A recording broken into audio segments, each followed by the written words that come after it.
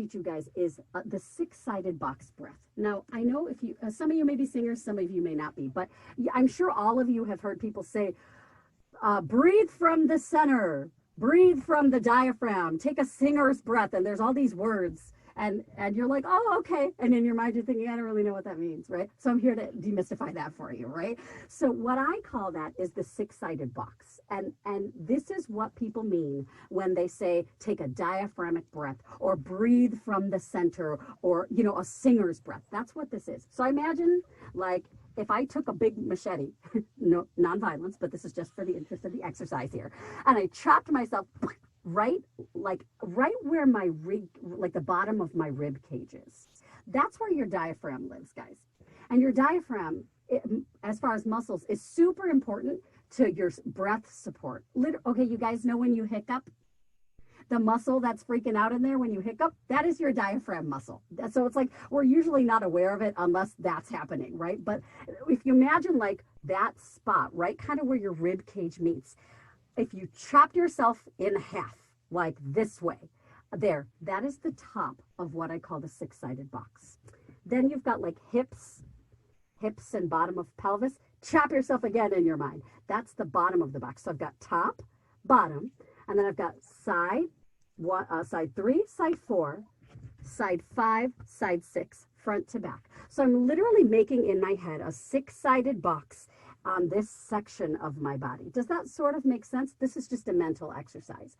When you breathe diaphragmically, when you're doing a singer's breath, a deeply connected breath, and let me tell you, for public speaking, if you're somebody who's shy and quiet and you're like, how do I get my voice to be stronger?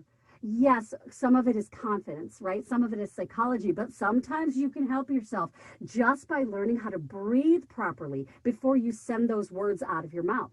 So when I breathe to sing, I'm going to move my microphone a little so you can see, I literally expand myself top to bottom, side to side, front to back. So instead of breathing here, like you walk all day around and you talk to people and your body just sort of takes in enough air to send the words back out. It's a very purposeful breath from down in the center. And I imagine like that six-sided box from diaphragm to pelvis is stretching top to bottom, side to side, front to back, stomach to lower back. Does that make sense? So why I'm telling you that is when I do these fluttering exercises, I start taking my six-sided box breath.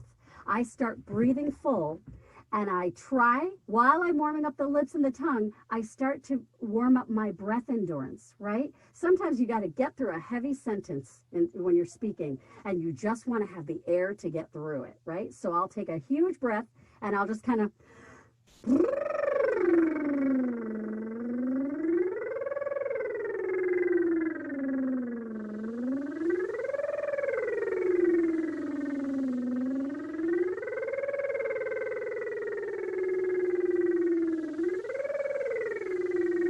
right? You're all laughing, right? Because wow.